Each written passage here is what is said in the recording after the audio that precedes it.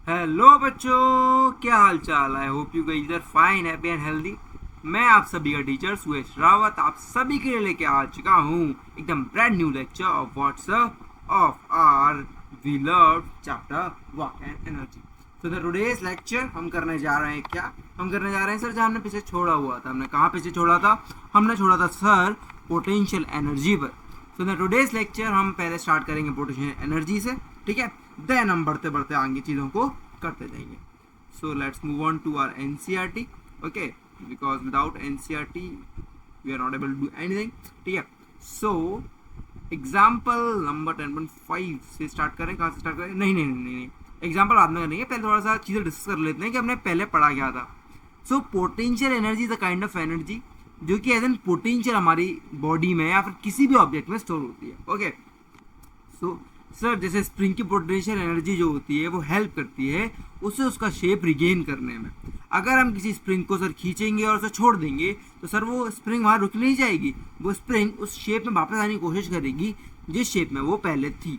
So sir ये जो वापस आके उसने जो वर्क किया है वो जिस पोजीशन से चालू हुई उसी पोजीशन पे अगर सर वो वापस आ गई तो सर ये जो पूरा जो मोशन हो रहा है सर वो मोशन किसकी वजह से हो पा रहा है? सर वो कुछ ना कुछ वर्क हो रहा है। एंड सर मैं जानता हूँ कि अगर सर कुछ ना कुछ वर्क होता है तब पक्का सा एनर्जी होती ही होती है उस ऑब्जेक्ट के पास। तो सर वो कौन सी एनर्जी है? वही एनर्जी है बेटा जी, पोटेंशियल एनर्जी। सर वो काइनेटिक क्यों नहीं है? बिकॉज बेटा जी क्योंकि हमारा ऑब्जेक्ट कोई वेलोसिटी गेन नहीं कर रहा है। तुम देखो वो ऑब्जेक्ट ने खींचा, वो रिस्टोर होके उस पोजीशन में वापस आ गया। तुम बोलोगे सर ये तो आप पर सर कुछ ना कुछ स्पीड तो रही होगी, लेकिन वो स्पीड इंडिविजुअल पार्टिकल के पास दोनों एनर्जीज है, काइनेटिक भी है पोटेंशियल भी है। पोटेंशियल एनर्जी क्या कर रही है? उसे उस शेप में वापस लाने में हेल्प कर रही है, जबकि काइनेटिक एनर्जी बस हेल्प कर रही है उसे वापस वहां तक पहुंचाने में, ठीक है। सो इन द सेम वे जब हम बात करते हैं एरो वाले एग्जाम्पल की तो सर सेम एरो वाले एग्जाम्पल में भी ये होता है। क्या होता है सर कि जब हम किसी एरो में सर उसके थ्रेड को हम खींचते हैं, जो स्ट्रिंग होती है उसे खींचते हैं तो सर उसमें एक एनर्जी स्टोर हो जाती है। और उस पर अगर हम सर कोई भी ऑब्जेक्ट लगाएंगे और उस एरो को बस स्ट्रिंग को छोड़ देंगे तो सर वो जो ऑब्जेक्ट होगा सर वो बहुत तेजी से किसी अपने टारगेट को जाके हिट करेगा। Sir same stand for sir गुलेल। अगर आपने गुलेल आप लोगों ने चलाई हो या फिर देखी हो तो वो कैसे होती है कि हम ऐसा होता है हम पत्थर बांधते हैं, पत्थर को खींचते हैं, और वो जो स्ट्रिंग होता है छोड़ देते हैं जिससे कि वो पत्थर बहुत दूर चला जाता है कि टारगेट की ओर। This all is happening due to what? Due to the potential energy. चलिए ठीक है, समझ आया होगा इतना। चलिए ठीक है, चलिए। So coming on to the next thing, potential energy of an height of potential energy of an height at a height. फिर हमने क्या पढ़ा था कि पोटेंशियल एनर्जी किसी भी ऑब्जेक्ट की सर क्या होगी अगर वो किसी हाइट पे पहुंचे। तो हाइट पे पहुंचाने सर तब भी तो सर जब हम किसी ऑब्जेक्ट को ऊपर उठाते हैं तो हमारी अर्थ क्या करती है सर? उसे अपनी तरफ खींचती है। Sir as we studied in the chapter of gravitation कि सर किसी भी ऑब्जेक्ट पे ग्रेविटी लगती है जो उसे वापस अपनी तरफ खींचती है अर्थ की वजह से। तो सर अब सर बात तो ये कुछ ना कुछ स्ट्रिंग जैसे ही है, जैसे हम सर स्ट्रिंग को खींच रहे थे किसी पोजीशन से और उसे छोड़ दे रहे थे तो सर वो वापस उसी पोजीशन पर चली जा रही थी। द सेम वे सर जब हम किसी ऑब्जेक्ट को ऊपर उठाते हैं अर्थ के सरफेस से तो सर अगर हम उस ऑब्जेक्ट को छोड़ दें वहीं पे तो सर वो ऑब्जेक्ट दोबारा उसी पोजीशन यानी वापस अर्थ के पास जाने की कोशिश करता है। सर ये क्यों हो पा रहा है? That is all due the gravitational potential energy जो कि वो ऑब्जेक्ट गेन करता है जितना ऊपर हम उसे लेके जाते हैं। इसलिए अगर तुम ज़्यादा ऊपर किसी ऑब्जेक्ट को लेके जाओगे और वहाँ से उसे छोड़ोगे तो वो उतनी ही तेज स्पीड से नीचे आएगा। एट द सेम टाइम अगर तुम किसी अर्थ के पास से किसी ऑब्जेक्ट को छोड़ोगे तो सिंपल क्या आता है, बहुत स्लो आराम से नीचे पे चला जाएगा, ठीक है। चलो बिकॉज उसने उतनी एनर्जी गेन नहीं कर पाई। देखो क्या है, समझो कि थोड़ा और से एलोबरेट करूँ तो फिर लेट सपोज ये ऑब्जेक्ट है, ठीक है। At the same time we also have this box, ठीक है, in which we have kept something why we keeping something in it. चलो छोड़ो सिंपल एक बॉक्स है जो कि एक ब्लू बॉक्स है और एक ग्रे बॉक्स है, ठीक है। अब एक ग्रे बॉक्स जो है इसे जी लिख देते हैं, उस पर ब्लू लिख देते हैं बी, ठीक है। अब इस जी बॉक्स को हम इस साइड तक ले जा रहे हैं जबकि इस बी बॉक्स को बस थोड़ा ही ऊपर ले जा रहे हैं, H1 मान लो ये थोड़ा ऊपर ले जा रहे हैं। तो मुझे बताओ जिस बॉक्स को मैं कम ऊपर ले जाऊंगा भाई वो बस वो ऑब्जेक्ट बस थोड़ा नीचे आएगा क्योंकि उसके पास ज़्यादा वेलोसिटी वो गेन ही नहीं कर पाएगा जब तक नीचे आएगा। जबकि जिस ऑब्जेक्ट को मैं ऊपर से लेके आ रहा हूँ, इतना ऊपर लेके जा रहा हूँ, वहां से लेके आ रहा हूँ नीचे, तो भाई उसकी जो वेलोसिटी होगी इस पॉइंट पे आके वो बहुत ज़्यादा हो जाएगी। अब सर जब वेलोसिटी गेन हो रही है तो सर पक्का कुछ ना कुछ एनर्जी होगी, सर काइनेटिक एनर्जी तो वो हो गई, लेकिन सर जो वो वापस आ रहा है वो वापस किस वजह से आ रहा है, जब वो ऊपर गया होगा तब उसको एनर्जी गेन भी तो करनी होगी, तभी तो वो काइनेटिक एनर्जी में कन्वर्ट होकर नीचे आ पाई। सर कन्वर्ट होके, सर ये क्या बोल रहे हो? हाँ, अभी आगे जो आप पढ़ेंगे ना, हम पढ़ेंगे कन्वर्जन ऑफ एनर्जी, कि एनर्जी कन्वर्ट कैसे होती है, एक एनर्जी दूसरी एनर्जी में कैसे कन्वर्ट होती है। चलो फॉर दैट अब हम आए किस बात के बाद क्या बात कर रहे हैं कि भाई ये ऐसा क्यों हो रहा है कि वेलोसिटी नीचे आके बढ़ रही है, अगर हम हाइट बढ़ रही है हमारी तो वेलोसिटी कैसे बढ़ रही है। तो हमने तुमने को याद होगा कि जब हम किसी ऑब्जेक्ट को ऊपर से छोड़ते हैं उसकी इनिशियल वेलोसिटी 0 होती है ना, तो फिर और एच हाइट पे हम उसे ले गए, तुम लोगों को याद है हमने मोशन में एक इक्वेशन पढ़ी थी, क्या sir, v square is equal to U square plus 2as where S is what, S is displacement, तो 2 ए क्या है, ए तो सर जी है, जी क्यों सर, ग्रेविटी नीचे लगते हैं हमेशा और हम ऊपर से छोड़ रहे हैं तो ऑब्जेक्ट से नीचे ही आएगा, एस क्या डिस्प्लेसमेंट जो कि हमारा एच है, √2g। अब तो समझ में आया, देखो v एग्जैक्टली अपोर्शनल टू √h, मतलब तुम्हारी हाइट अगर बढ़ाओगे तुम्हारा v भी बढ़ेगा, इसलिए ये जो एनर्जी उसमें स्टोर होती है ऊपर ले जाते समय वो कौन सी होती है, वो होती है ग्रेविटेशनल एनर्जी, ठीक है, ग्रेविटेशनल पोटेंशियल एनर्जी, सॉरी, है ना, ग्रेविटेशनल पोटेंशियल एनर्जी। चलो ये हम सीख गए। फिर हम बात करते हैं सर क्या पाथ पे डिपेंड करती है, तो हमने बताया था पाथ पे डिपेंड नहीं करती, क्योंकि वो डायरेक्टली डिस्प्लेसमेंट पे डिपेंड करती है कि डिस्प्लेसमेंट कितना हो रहा है, और डिस्प्लेसमेंट तो सर बस क्या देखता है, initial position minus final position, उसे मतलब नहीं होता, चाहे तुम उसे घुमा के ले जाओ, सर्कुलर मोशन में ले जाओ, ऐसे ले जाओ, या फिर ऐसे ले जाओ, या फिर सीधे ऐसे ले जाओ, हम तो देखेंगे बस final position minus initial position, हमें फर्क नहीं पड़ता तुमने कितना भी किया हो, अगर तुम्हारा रिजल्ट अच्छा है तो सब अच्छा है, तुम्हारा रिजल्ट बेकार है तो तुमने पढ़ाई नहीं गिरी, चाहे तुमने दिन में 8 घंटे भी क्यों ना दिए हो पढ़ाई, सब ऐसे देखते हैं, ये इट्स रियलिटी, ठीक है, तुम सोसाइटी की रियलिटी को है ना मतलब नज़रअंदाज नहीं कर सकते, बिकॉज एट द लास्ट लोग तुम्हारा रिजल्ट ही देखते हैं, अगर रिजल्ट अच्छा है देन सब अच्छा है, अगर रिजल्ट अच्छा नहीं है तो गाइस सॉरी टू से बट भाई लाइफ ऐसी है ना, लोग तुम्हारा रिजल्ट देखते हैं तुम्हें देखने से पहले कि तुमने मेहनत कितनी की थी। हाँ वो डिपेंड करता है, जो तुम्हें रेगुलर देख रहा है वो जरूर बोलेगा कि हाँ बंदा रोज मेहनत करता था, बट एक जिस बंदे ने तुम्हें नहीं देखा है, जो बंदा तुम्हें नहीं जानता, वो तुम्हें तुम्हारे रिजल्ट की वजह से ही जानेगा, ठीक है।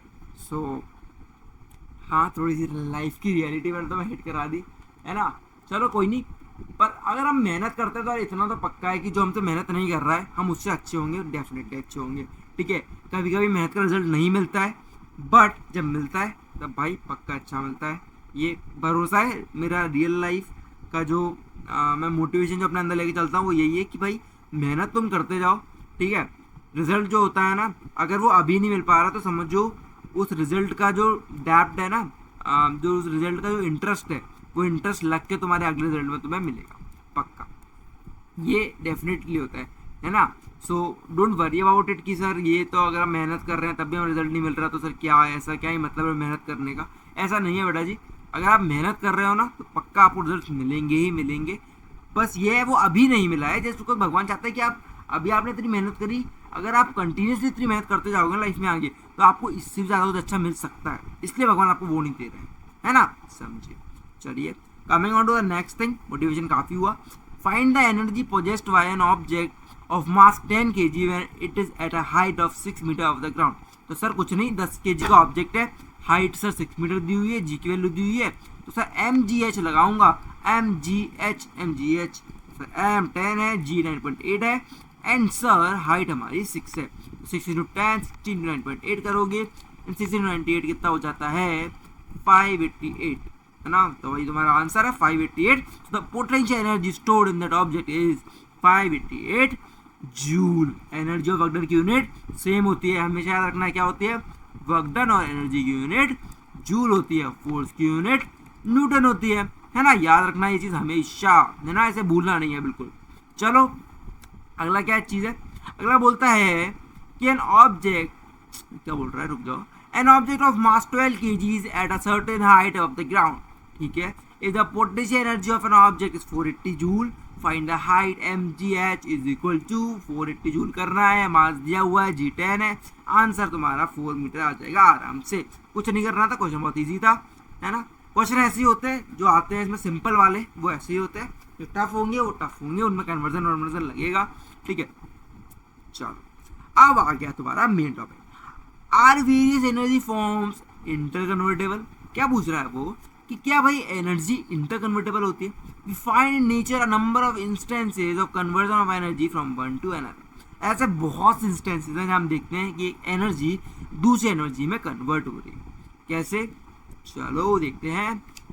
एक्टिविटी पढ़ लेते हैं। Sit in a small group, discuss the various ways of energy conversion in nature. Discuss the following question in a group. How do green planets produce food? How do they get energy from out?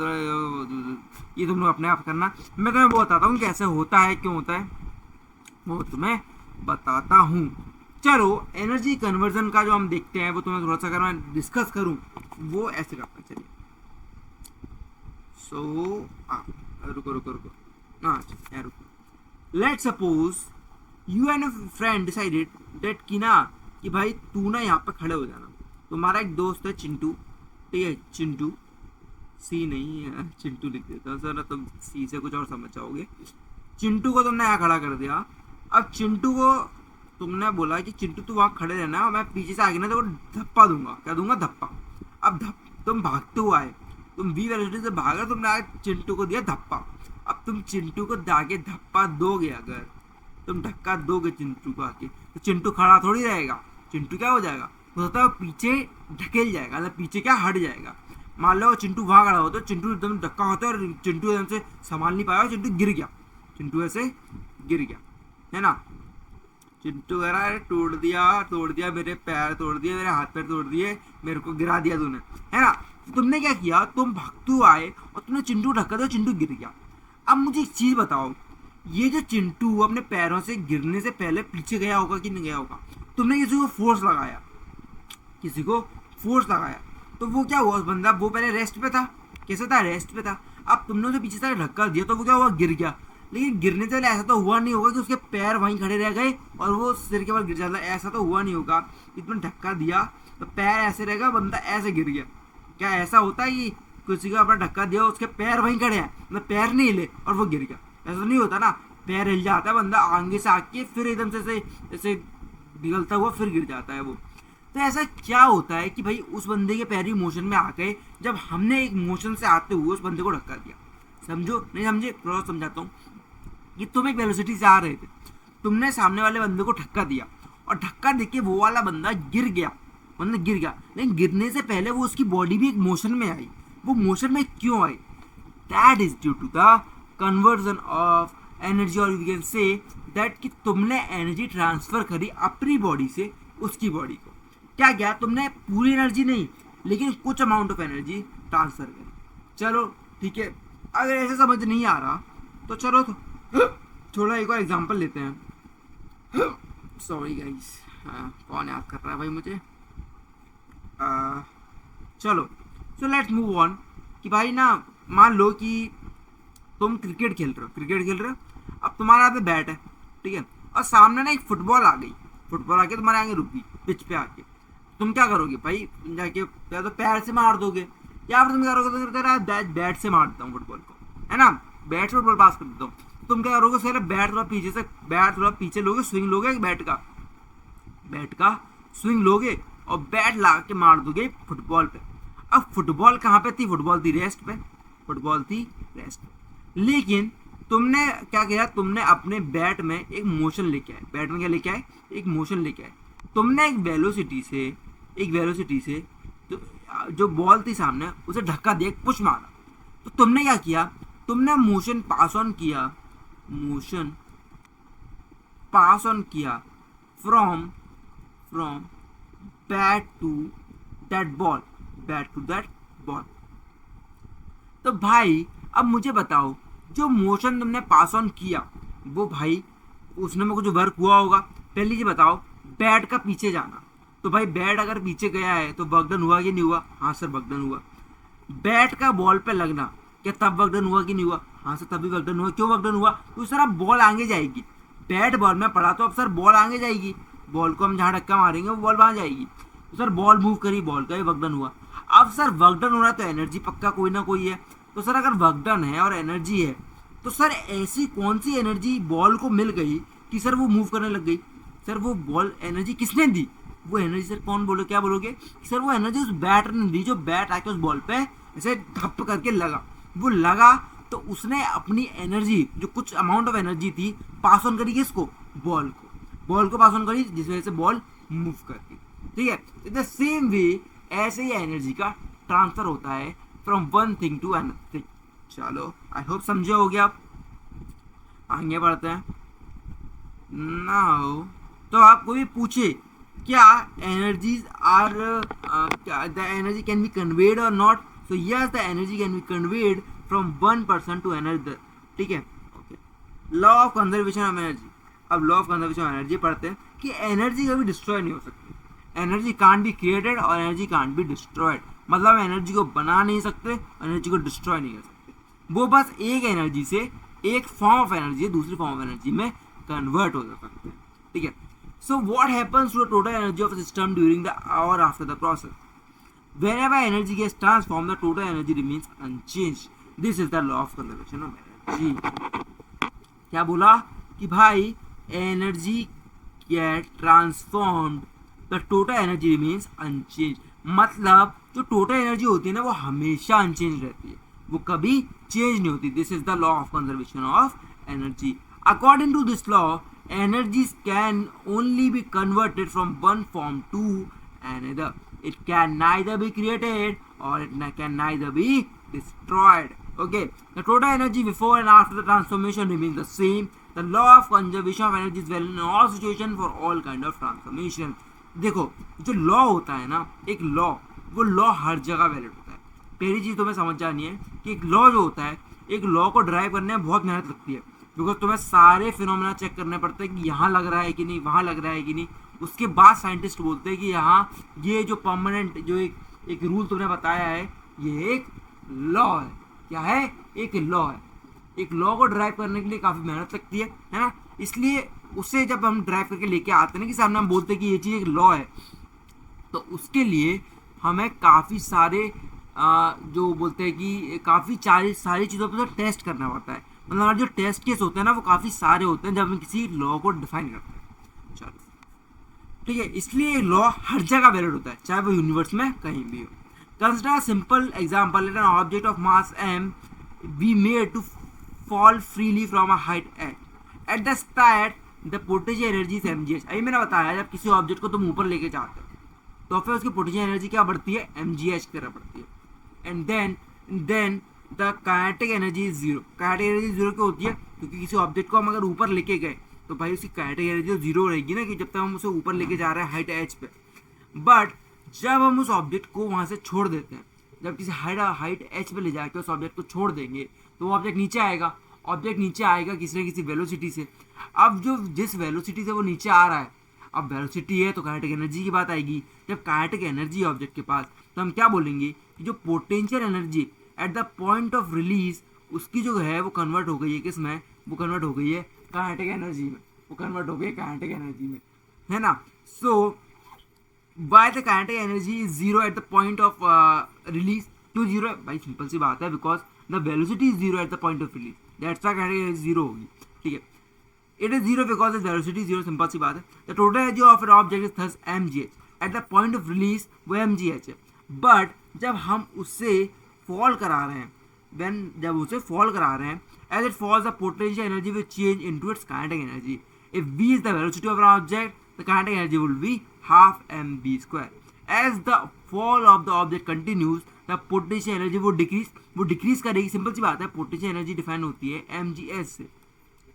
तो अगर earth surface से जैसे जैसे h कम होगा, जैसे जैसे object नीचे आएगा h कम होगा, वैसे वैसे उसकी mgh जीरो होती जाएगी। तो therefore the kinetic energy will be the largest and the potential energy will be the least at the point of contact. मतलब जब कांटेक्ट होने ही वाला है अर्थ सरफेस से तब एच तो एकदम नेग्लिजिबल हो चुका है, एच 10 to 0 हो चुका है, और तब वेलोसिटी क्या होगी? एकदम पीक होगी, तब वेलोसिटी सबसे ज़्यादा होगी, है ना। So we will be the highest, therefore the kinetic energy would be the largest and the potential energy is the least. However, the sum of potential energy and the kinetic energy of the object will be same at all points because this is law of conservation of motion की conservation of energy की अपनी जो total energy होती है वो हमेशा conserved रहती है. तो hence potential energy plus kinetic energy is equal to constant. So the sum of kinetic energy and the potential energy of an object is its total mechanical energy. Is its total mechanical energy. We find that during the free fall of the object, the decrease in potential energy at any point in its path appears as an equal amount of increase in kinetic energy. मतलब क्या बोलना चाह रहा है वो कि जितनी potential energy तुम्हारी कम होगी नीचे आते समय उतनी काइनेटिक एनर्जी तुम्हारी बढ़ रही है, क्योंकि दोनों जो चीजें हैं वो बढ़ती या घटती हुई है. कैसे? क्योंकि देखो एच बढ़ेगा तो सिंपल सी बात है पोटेंशियल एनर्जी बढ़ेगी because potential energy is directly proportional to what mgh है ना. Whereas kinetic energy is directly proportional to what? It is proportional to velocity which is directly proportional to half mv square. If b बढ़ेगा then kinetic energy अपने आप बढ़ेगी और h बढ़ेगा तो potential energy बढ़ेगी. जब हम नीचे आ रहे हैं तो हाइट कम हो रही है तो बोलेंगे हम पोटेंशियल एनर्जी जीरो की तरफ अप्रोच करेगी, मतलब पोटेंशियल एनर्जी कम होती जाएगी. Whereas at the same time हमारी वेलोसिटी बढ़ रही है. वेलोसिटी क्यों बढ़ रही है? हम डिस्टेंस अब ज़्यादा ट्रेवल कर रहे हैं. वेलोसिटी डिपेंड किस पे करती है? √2gh. अभी बताया था √2gh पे फाइनल वेलोसिटी डिपेंड करती है. Final velocity, I am not saying about velocity, I am saying about final velocity. वो डिपेंड करती है √2gh पे जो होगी eight the point of contact with the ground. ठीक है, तो हमारी v जो है वो धीरे धीरे बढ़ रही है, क्योंकि देखो जितनी वो डिस्टेंस कवर करेगी, जितनी वो डिस्प्लेसमेंट कवर करेगी,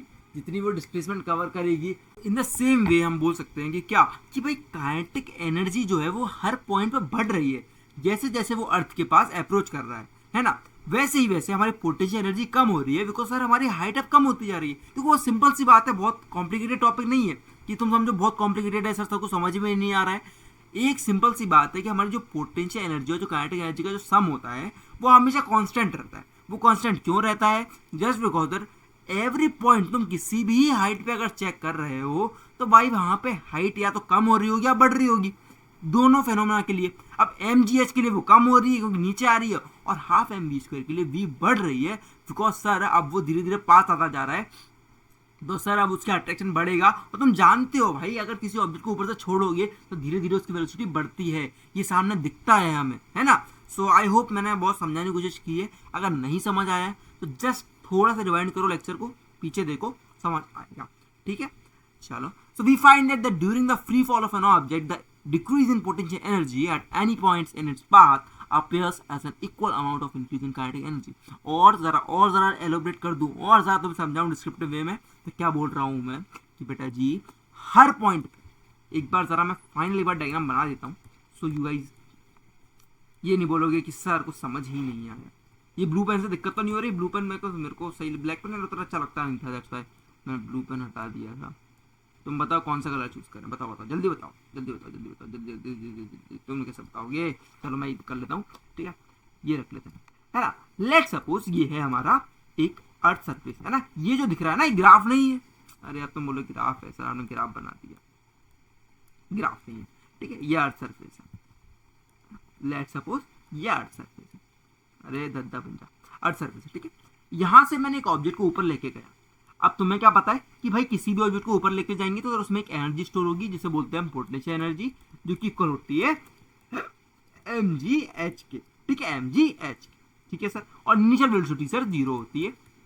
अगर इनिशियल वेलोसिटी जीरो होगी और इस पॉइंट पे मैं तुम्हें बोलूँगी सर टोटल एनर्जी बताओ, मैं तुम्हें ये चीज़ बता दी है, नहीं याद है तो दोबारा बोलता हूँ कि जो सम ऑफ काइनेटिक एनर्जी, जरूर ये पॉइंट याद रखना, हमेशा याद रखना, ये पॉइंट बहुत इंपॉर्टेंट है कि the sum of kinetic energy and potential energy is equal to what? Is equal to its total mechanical energy. यही तुम्हारी टोटल मैकेनिकल एनर्जी जो कि तुम्हारे किसी भी काम करने में, कोई मोशन करने में हेल्प करती है, वो यही दोनों, इन दोनों के सम के बराबर होती हैं. होती तो बहुत सी एनर्जी हैं, वाइब्रेशनल, रोटेशनल, लेकिन वो एनर्जीज ना इतनी सिग्निफिकेंट नहीं होती जो तुम्हें बता पाए. वो एटम्स के अंदर होती हैं, वो मॉलिकुलर लेवल पे होती हैं. डेट्स वाई हम उन्हें नोटिस नहीं करते हैं. हम केवल इन एनर्जीज के बारे में बात कर रहे हैं जो कि हमें दिखती हैं होते हुए. चलिए समझ में आया आपको? तो मैंने क्या बताया आपको, the total mechanical energy is what sum of potential energy plus kinetic energy. तो अब ये ऑब्जेक्ट ऊपर गया, अब ये ऑब्जेक्ट नीचे जब आना स्टार्ट होगा तो भाई सिंपल सी बात है, इसकी वेलोसिटी बढ़ेगी। क्या होती है वेलोसिटी, जल्दी से बता दो, v equal to √2gh at the point of √2gh कहाँ पे होते हैं, at the point of contact, मतलब कहाँ, जब वो h डिस्प्लेसमेंट कवर कर लेगा तब है ये नहीं है कि किसी भी पॉइंट पे ये है। मतलब अगर मैं इस पॉइंट पे पूछूं, इस पॉइंट पे पूछूं, तो इस पॉइंट पे बताने के लिए मुझे क्या चाहिए होगा कि भाई कितना हाइट नीचे आया वाला, ये तो बता दो मुझे कितना हाइट नीचे आया। मान लो ये h1 होगा, तब क्या होगी 2h1 होगी। अब मुझे बताओ कौन सी हाइट बढ़ी है, ये वाली हाइट बढ़ी है या h1 बढ़ी है, h बढ़ी है? भाई सिंपल सी बात है, h बढ़ी है, h1 छोटी है। अगर मैं बोलूँ कि h2 बढ़ी है, ये h2 बोल रहा हूँ, h2 बढ़ी है, h बढ़ी है, h बढ़ी है, तो सर √2g क्योंकि 2g तो कांस्टेंट है, 2g हमेशा, g तो हमेशा 9.80 रहेगा, 2 हमेशा 2 ही रहेगा, 2 3 नहीं हो जाएगा। मतलब 2g तो कांस्टेंट ही है, मतलब बदल क्या रहा है, बदल रहा है केवल h। मतलब अगर सर h ज्यादा होगा तो सर वेलोसिटी ज्यादा होगी, और h अगर सर कम होगा तो सर वेलोसिटी कम होगी। तो h1 अगर कम है, h1 अगर कम है तो सर √2gh1 कम होगा, तो √2gh2 सर h1 से बड़ा होगा, और √2gh सबसे बड़ा होगा। मतलब क्या हो रहा है सर, जैसे जैसे मैं नीचे आ रहा हूँ ना, जैसे जैसे मैं अपना डिस्टेंस बढ़ाता जा रहा हूँ, वैसे वैसे मेरी वेलोसिटी बढ़ती जा रही है। और sir eight the same time, sir अगर मैं बोलूँ कि ये वाला डिस्टेंस अगर h3 है, ये h3 मतलब h1 ऊपर से और h3 नीचे से इस पॉइंट के लिए, तो सर h3 h से छोटा होगा कि नहीं होगा? हाँ सर वो छोटा होगा। सर ये अगर मैं h4 ले लूँ तो सर ये h4 h से छोटा होगा कि नहीं होगा? तो मतलब सर इस पॉइंट पे अगर आप पोटेंशियल एनर्जी चेक करूँ, अपनी क्या चेक करूँ, पोटेंशियल एनर्जी, तो सर वो हमेशा कम होती हुई दिखा देगी, और हमारी जो काइनेटिक एनर्जी है वो हमेशा बढ़ती हुई दिखाई देगी। तो this is thus the continual transformation of gravitational potential energy into the kinetic energy. तो क्या मैंने तुम्हें बताया कि एनर्जी ट्रांसफॉर्म होती है from one energy to the another energy. मतलब क्या हो रहा है, जब तुम नीचे आ रहे हो तो तुम्हारी ग्रेविटेशनल पोटेंशियल एनर्जी किस में कन्वर्ट हो रही है, काइनेटिक एनर्जी में। इसी कारण तुम्हारी वेलोसिटी बढ़ जाती है।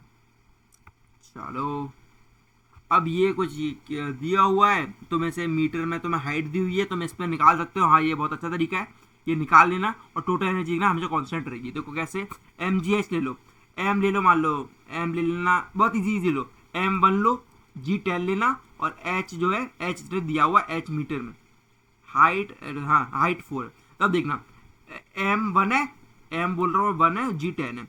अब देखो 10 इंटू h 40, ठीक है। अब बताओ mv²/2, mv²/2। अब ये है मैक्स हाइट, कौन सी हाइट है, मैक्स हाइट। ये बढ़िया एग्जांपल है यार, इससे तुम्हें सब समझ आ जाएगा। मैक्स हाइट है, क्या मैक्स है, जब मैं से ऊपर 4 मीटर ऊपर ले गया इस ऑब्जेक्ट को, ठीक है, 40 आया, mv²/2। अब इनिशियल वेलोसिटी क्या होगी, इसी भी ऑब्जेक्ट की 0 होगी, तो 0 तो 40 मान लेते हैं, ठीक है। इनिशियल वेलोसिटी बोल रहा हूँ 0। अब क्या होगा, अब आया भाई, अब सोच छोड़ दिया अपने ऊपर ले जाके, तो 3, अब तीसरे पे आ गया, तो m तो 1 था, g 10 था, और ये कितना हुआ 30। अब मुझे बताओ mv²/2 क्या होगा। अब v निकालना है, v क्या होता है, v होता है √2gh, √2gh। अच्छा तो मैं उस हिसाब से लेने पड़ेंगे यार, वरना फिर कुछ गड़बड़ ना हो जाए। चलो ठीक है, देखते हैं।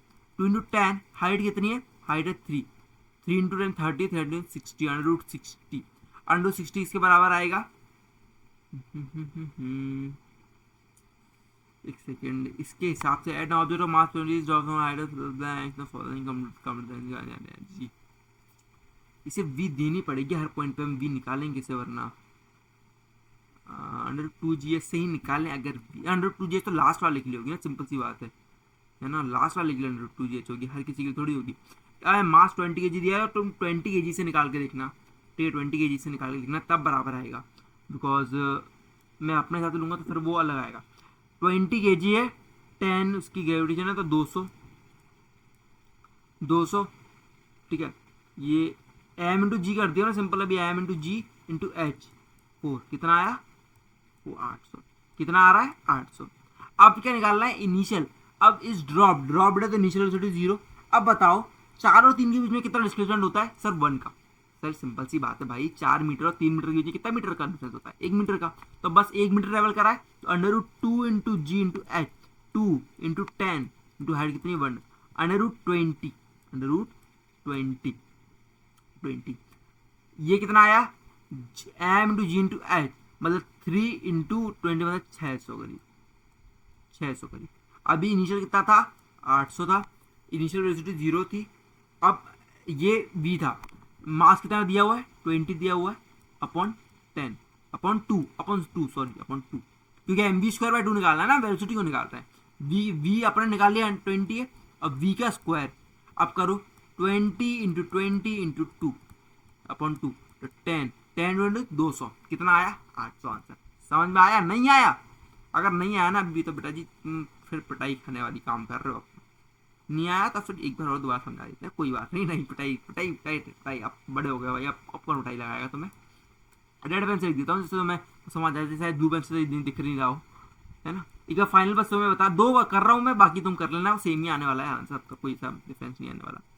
मैं m × g की वैल्यू निकाल देता हूँ सीधे आंसर, तुम देखते रहना।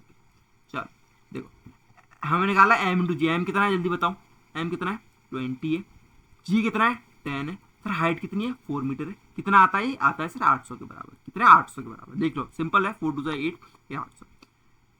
इनिशियल वेलोसिटी ड्रॉप्ड है तो सर 0, तो सर टोटल कितना आया 800 आया।